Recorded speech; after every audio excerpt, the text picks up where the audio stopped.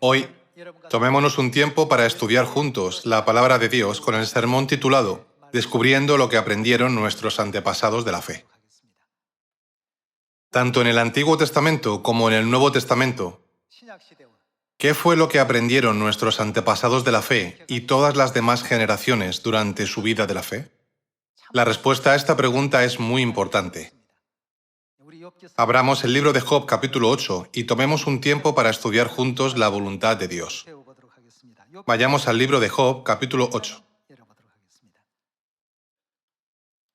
Según capítulo 8, versículo 5 dice: Si tú de mañana buscares a Dios y rogares al Todopoderoso, si fueres limpio y recto, ciertamente luego se despertará por ti y hará próspera la morada de tu justicia. Y aunque tu principio haya sido pequeño, tu postrer estado será muy grande. Porque pregunta ahora a las generaciones pasadas y ¿qué debemos hacer? Disponte para inquirir a los padres de ellas. ¿Qué fue lo que aprendieron sus padres? Desde el tiempo de Adán hasta Jesús, y desde que Jesús vino a la tierra hasta hoy, que es la época del Espíritu Santo,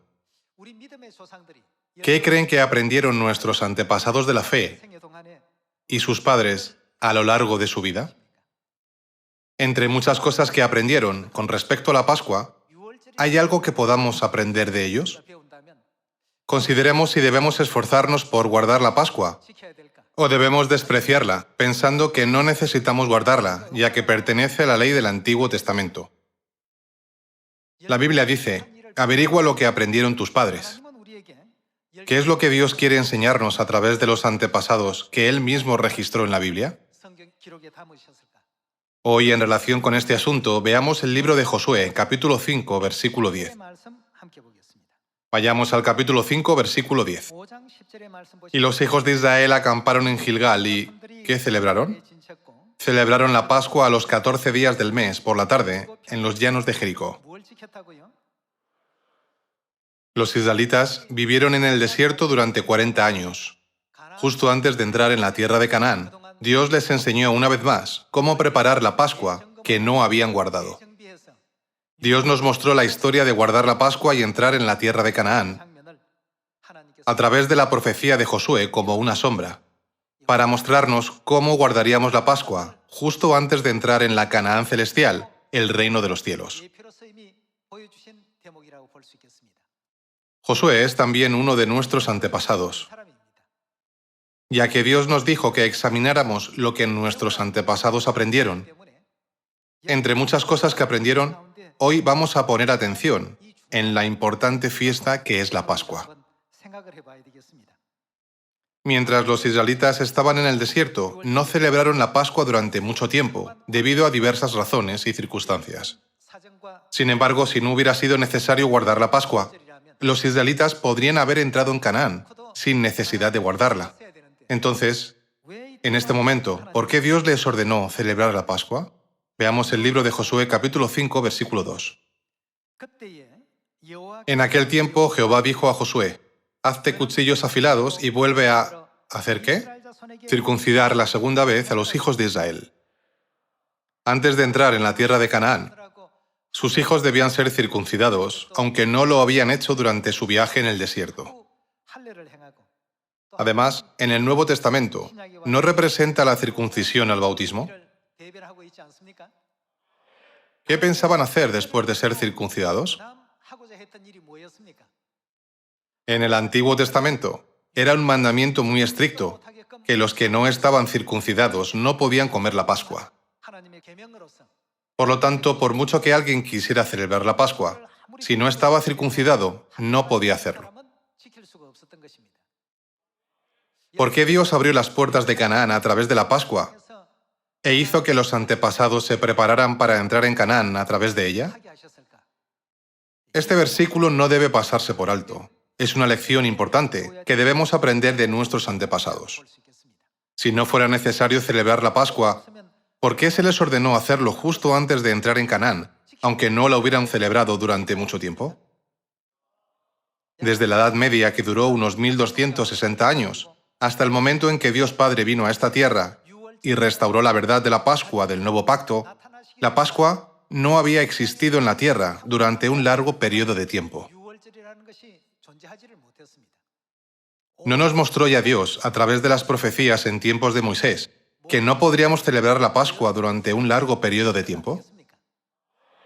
Si no fuera necesario guardar la Pascua, aun después de entrar en la tierra de Canaán, Dios los habría llevado allí sin necesidad de hacerlo. Sin embargo, de acuerdo con el mandato de Dios, se circuncidaron y guardaron la Pascua. Después de eso, mientras daban 7 vueltas alrededor de Jericó y gritaban en voz alta, ¿no otorgó Dios la victoria a Israel? Por eso está escrito en Job capítulo 8, versículo 8, «Disponte para inquirir a los padres de ellas». Reflexionando sobre esto, debemos preguntarnos, ¿con qué clase de fe obedecieron y guardaron nuestros antepasados la voluntad de Dios? Hoy, reflexionando sobre la vida de nuestro antepasado Josué, ¿la Pascua es una ordenanza de Dios que debe ser descuidada? No es un mandamiento de Dios que hay que cumplir y una verdad indispensable entre sus enseñanzas. Y no solo eso. Veamos lo que hizo Moisés. Veamos Éxodo capítulo 12, versículo 10. Para liberar a los israelitas de Egipto, la tierra de esclavitud y padecimiento, Dios permitió la sagrada fiesta de la Pascua. Es la primera vez que se proclamaba el nombre de Pascua a los israelitas. Capítulo 12, versículo 10. Ninguna cosa dejaréis de él hasta la mañana, y lo que quedare hasta la mañana lo quemaréis en el fuego, y lo comeréis así, ceñidos vuestros lomos, vuestro calzado en vuestros pies, y vuestro bordón en vuestra mano, y lo comeréis apresuradamente. ¿Qué fiesta es? La Pascua de Jehová. Pues yo pasaré aquella noche por la tierra de Egipto, y heriré a todo primogénito en la tierra de Egipto, así de los hombres como de las bestias, y ejecutaré mis juicios en todos los dioses de Egipto, yo Jehová. Y la sangre os será por señal en las casas donde vosotros estéis, y veré la sangre y... ¿Qué hará Dios? Pasaré de vosotros. Dios les ordenó que pusieran la sangre del cordero en los 2 postes y en el dintel de las puertas. Cuando vea la sangre del cordero, pasará de vosotros. Y no habrá en vosotros plaga de mortandad cuando hiera la tierra de Egipto. Y este día os será en memoria. ¿Y qué dijo Dios con respecto a este día? ¿De quién es esta orden? Esto es lo que Dios pidió y ordenó a los antepasados. Y lo celebraréis como fiesta solemne para Jehová. ¿Durante cuánto tiempo? Durante vuestras generaciones. Por estatuto perpetuo lo celebraréis. Gracias al poder de la Pascua, los israelitas pudieron quitarse el yugo que los esclavizó durante 400 años en Egipto. Josué pudo entrar en la primera ciudad de Canaán, que fluía leche y miel, solo después de celebrar la Pascua. ¿No nos enseña la Biblia que la gran obra de Dios siempre se cumple con la Pascua? Siempre que la gran obra de Dios ocurre, el poder de la Pascua está presente. ¿Qué guardaron siempre todos los antepasados de la fe, según los mandamientos de Dios? La Pascua. Sin embargo, incluso antes que la Pascua fuera abolida en el año 325 después de Cristo, se produjo la controversia pascual. Hubo una controversia a través del primer, segundo y tercer debates con el propósito de abolir la Pascua. Cada vez que surgía una controversia con la Pascua, la Iglesia Occidental ponía una excusa diciendo: es necesario ajustar la fecha de la Santa Cena por la cuestión de la fecha del día de resurrección.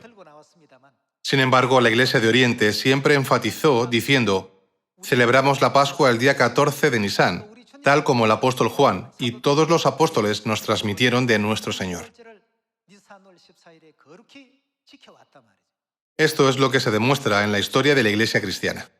Como la Iglesia occidental no pudo imponer su voluntad en la primera y en la segunda controversia, el emperador Constantino presidió el Concilio de Nicea en el año 325 después de Cristo y jugó un papel decisivo, en la destrucción de la verdad de la Pascua, usando su autoridad como emperador. La Santa Pascua de vida de Dios es algo que nunca debe desaparecer. Sin embargo, si observamos la profecía de los 40 años que los israelitas pasaron en el desierto, primero celebraron la Pascua cuando salieron de Egipto y luego volvieron a celebrarla en su segundo año en el desierto. Después de esto, no hay registro de que volvieran a celebrarla. Sin embargo, justo antes de entrar en la tierra de Canaán, la celebraron y finalmente entraron en la tierra de Canaán. Ahora vivimos en una época que es como el tiempo en que Josué celebró la Pascua justo antes de entrar finalmente en la tierra de Canaán. La Pascua se había perdido durante mucho tiempo en la Edad Media. Fue nuestro Padre Cristo Ansanjón quien restauró la Pascua y nos ordenó celebrarla. En su primera venida dijo: «Este es el nuevo pacto». Permitió el pan y el vino de la Pascua a la humanidad, diciendo: «Esto es mi carne y esto es mi sangre». Él enseñó y despertó claramente a sus hijos para hacerles comprender que la Pascua es la carne y la sangre sagrada de Dios. ¿Por qué lo hizo? ¿Por qué la Pascua se convirtió en un mandamiento tan importante para los que creen en Dios? Dios no nos manda a hacer esto o aquello sin ninguna razón detrás de su petición. Siempre hay una razón definitiva. Por eso la Biblia nos dice que aprendamos de lo que hicieron nuestros antepasados. Sin embargo, no debemos aprender a adorar los ídolos. Dios no nos dijo que aprendiéramos esas cosas, ¿verdad? Dios nos ordenó que aprendiéramos de la historia de aquellos a quienes Dios bendijo al guardar correctamente sus decretos, estatutos y leyes. No nos dio esas enseñanzas a través de nuestros antepasados para que comprendiéramos una vez más la importancia de la Pascua. ¿Por qué la Pascua es tan valiosa para nosotros? Confirmémoslo una vez más acudiendo a Juan capítulo 6. Veamos el libro de Juan capítulo 6, versículo 53. Jesús les dijo: de cierto os digo, si no coméis la carne del Hijo del Hombre y bebéis su sangre, no tenéis vida en vosotros. El que come mi carne y bebe mi sangre, ¿qué tiene? Tiene vida eterna, y yo le resucitaré en el día postrero, porque mi carne es verdadera comida, y mi sangre es verdadera bebida. El que come mi carne y bebe mi sangre, en mí permanece y yo en él. Como me envió el Padre viviente, y yo vivo por el Padre, asimismo el que me come, él también vivirá por mí. Aquí Jesús dijo: si no coméis la carne del Hijo del Hombre y no bebéis su sangre, no tenéis vida en vosotros. Y si hacéis esto, tendréis vida. ¿Cómo podemos cumplir su voluntad? Todo está contenido en la verdad de la Pascua. Dios registró esto para nosotros como el nuevo pacto en los evangelios de Mateo, Marcos, Lucas y Juan. Entre ellos veamos una escena del Evangelio de Mateo. En cuanto a la ley de la Pascua, ¿por qué los antepasados la consideraban algo tan importante?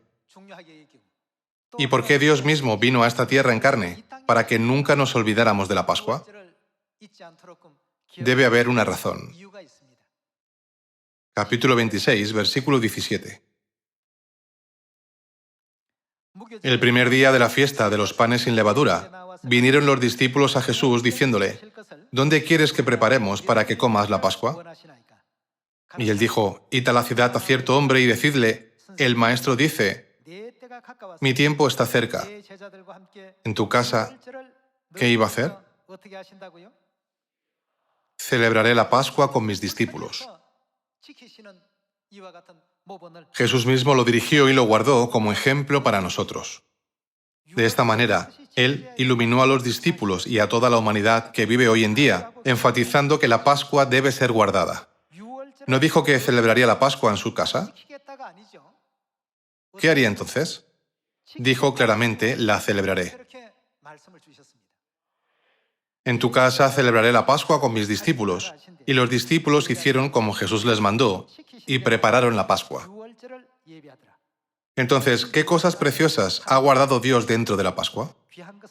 Veamos el versículo 26.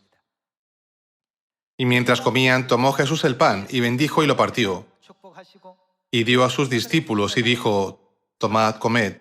Esto es, ¿qué es esto? El pan de la Pascua es mi cuerpo. Y tomando la copa, ¿qué contenía la copa? Él tomó la copa de vino de la Pascua, y habiendo dado gracias, les dio, diciendo: bebed de ella todos, porque esto es ¿sangre de quién? Mi sangre del nuevo pacto, que por muchos es derramada para remisión de los pecados. Aquí dice la sangre del nuevo pacto. Cuando hace referencia a la nota a pie de página, se dice que es la sangre del nuevo pacto. A través de esto, Dios nos enseña dónde selló esta promesa de su carne y su santa sangre preciosas, ¿no es así?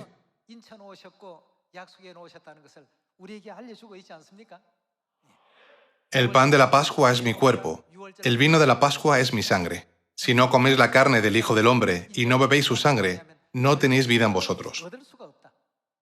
Cuando comáis y bebáis, tendréis vida eterna. Hay muchas fiestas, entre las 7 fiestas de 3 tiempos.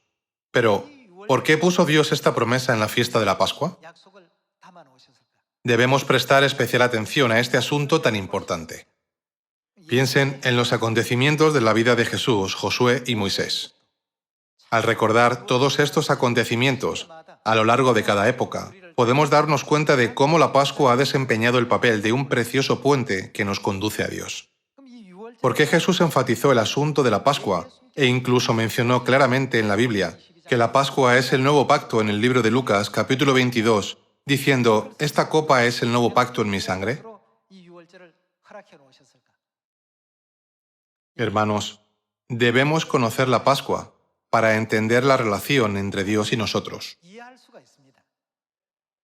Cuando vemos Mateo capítulo 6, versículo 9, ¿qué nos enseñó Jesús sobre nuestra relación con Dios? Él es nuestro Padre en el cielo. Nos enseñó el hecho de que Dios es nuestro Padre. Veamos Mateo capítulo 6, versículo 8. No os hagáis pues semejantes a ellos, porque vuestro Padre sabe de qué cosas tenéis necesidad, antes que vosotros le pidáis. Vosotros pues oraréis así. ¿Quién dice? Padre nuestro, que estás en los cielos.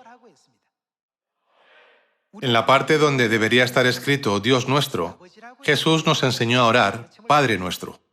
Dios es nuestro Padre. Él es nuestro Padre, pero también, ¿quién es nuestro Dios?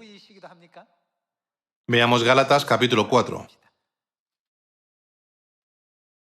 En el versículo 26 dice: mas la Jerusalén de arriba, la cual es, ¿quién es? Madre de todos nosotros, es libre. Entonces, cuando decimos Padre nuestro en Mateo 6, ¿a quién se refiere cuando dice nuestro? ¿Y a quién se refiere cuando dice nosotros? Cuando dice Madre de todos nosotros, ¿quiénes son ellos? ¿No son los hijos que se salvan? Confirmemos que son los hijos que se salvan en 2 Corintios capítulo 6. En 2 Corintios capítulo 6, versículo 17 dice: por lo cual, salid en medio de ellos y apartaos, dice el Señor, y no toquéis lo inmundo, y yo os recibiré, y seré para vosotros, ¿por quién? Por Padre. ¿De quién son estas palabras? Dice el Señor. ¿No se explica en el versículo 17 que el Señor dice estas palabras? Nuestro Señor, que es nuestro Dios, es el Padre para nosotros. Él dijo: vosotros seréis. ¿Quiénes somos nosotros para Él? En la Biblia está escrito que seréis mis hijos e hijas, es decir, sus hijos. Y vosotros me seréis hijos e hijas. ¿Quién dice estas palabras? Dice el Señor Todopoderoso. Estas son las palabras pronunciadas por Dios mismo. Así, están nuestro Padre Celestial, nuestra Madre Celestial y los hijos e hijas celestiales en el cielo. Si es así, ¿qué es lo que nos conecta para que haya una relación entre Dios y nosotros? Padre, madre, hijo e hija. ¿No es cierto que estos títulos se utilizan en familia? Estos son los títulos que la gente solo utiliza en casa. La relación de una familia se basa en la sangre que comparten. Sin embargo, ¿cuál es el factor más importante en esta relación? El amor. La familia es amor. Por eso, cuando Jesús dijo un mandamiento nuevo os doy, ¿qué debemos hacer? El mandamiento de la Pascua es también el mandamiento del amor. La Pascua es la fiesta del sacrificio y amor, en la que Dios sacrificó su santo cuerpo y dio su carne y su sangre a sus hijos. En definitiva, ¿cuál es la fiesta que Dios ha señalado desde el momento de la creación del mundo? Es la Pascua. Por lo tanto, si no guardamos la Pascua, ¿qué pasará con nuestra relación con Jesús? Dijo, no tenéis parte conmigo. Si no te lavas los pies en la Pascua, no tienes parte conmigo. Si no coméis el pan y no bebéis el vino, no tenéis parte conmigo aún más. Si dices que no hay que guardarlo, entonces tú y yo no tenemos relación, ¿no es así? Desde el Antiguo Testamento hasta el Nuevo Testamento, y desde el tiempo del Nuevo Testamento hasta la época del Espíritu Santo, Dios ha puesto en nuestra verdad la enseñanza del nuevo pacto que se llama la Pascua. La verdad de la vida llamada la Pascua se había guardado sagradamente durante unos 300 años después de que Jesús ascendiera al cielo. Sin embargo, en el Concilio de Nicea, acordaron abolirla. No se trata solo de una supresión de una institución. ¿Qué pasó con la relación hecha con sangre entre Dios y sus hijos, tanto en el cielo como en esta tierra? Se cortó por completo. ¿No es esta la razón por la que vino a esta tierra por segunda vez en la carne, para traer la salvación a los que le esperan? Algunos dicen la Pascua es solo una ceremonia, en la que comemos pan y bebemos vino el día 14 del primer mes, después de la ceremonia del lavado de pies. No, en absoluto. Debido al profundo significado espiritual, Satanás quiere destruir la relación de sangre entre Dios y sus hijos, haciendo todo lo posible para destruir la Pascua. Las numerosas iglesias de hoy en día, que no guardan la Pascua del nuevo pacto, serán juzgadas por Dios cuando ejecute su juicio final en el último día. Cuando miramos el libro de Mateo, capítulo 7, hay gente que dice, ¿no profetizamos en tu nombre y en tu nombre echamos fuera demonios e hicimos muchos milagros? ¿Cuál fue la respuesta de Jesús? Y entonces les declararé, nunca os conocí, apartaos de mí, hacedores de maldad. Estas son las palabras que Jesús pronunciará en el momento del juicio final. Entonces, ¿a quién se le permitirá entrar en el reino de los cielos? Veamos un versículo más en Romanos capítulo 8. Veamos el capítulo 8, versículo 16. El Espíritu mismo da testimonio a nuestro espíritu de que somos hijos de quién somos. Hijos de Dios. ¿Con qué testificará que somos hijos de Dios? La presencia del Espíritu Santo de Dios en nosotros será una prueba. ¿Qué más hay en nosotros sobre lo que Dios ha puesto su pacto? ¿No tenemos el pan y el vino de la Pascua y la santa promesa de Dios del nuevo pacto? Tenemos la carne de Dios y la sangre de Dios. ¿Cómo podemos tener la carne de nuestros padres y la sangre de nuestros padres, pero no ser sus hijos? Es imposible. Hoy en día, por mucho que algunos se empeñen en negarlo, las pruebas de ADN hacen innegable quiénes son sus padres. Sin embargo, ¿qué hace el Dios omnisciente y omnipotente, que es más exacto y preciso que una prueba de ADN? Dios mismo dio testimonio de que somos sus hijos. ¿Cómo se puede comprobar? Mirando la carne de Dios que está en ellos y la preciosa sangre de Dios que está en ellos. Dios ha testificado claramente diciendo, yo soy vuestro padre y vosotros sois mis hijos. Yo soy vuestra madre y vosotros sois mis hijos. Entonces, a partir de ahora, ¿qué tipo de esperanza debemos tener como hijos del cielo que recorren la carrera de la fe? Continuemos con el versículo 17. Y si hijos también, ¿qué somos? Herederos del reino de los cielos, herederos de Dios y coherederos con Cristo, si es que padecemos por un corto tiempo en esta tierra, juntamente con Él, para que juntamente con Él seamos glorificados. Como hijos del cielo, Debemos sentirnos honrados de haber sido elegidos para pasar por estos sufrimientos. Veamos el versículo 18. Pues tengo por cierto que las aflicciones del tiempo presente no son, ¿qué dice?, comparables con la gloria venidera que en nosotros ha de manifestarse, ya que ni siquiera vale la pena comparar. Superemos nuestras situaciones actuales, que son temporales, y salgamos victoriosos. Esta es la santa enseñanza dada por Dios. Para cortar la relación entre Dios y nosotros, sus hijos, Satanás puso un espíritu de traición y rebelión en nosotros en el cielo.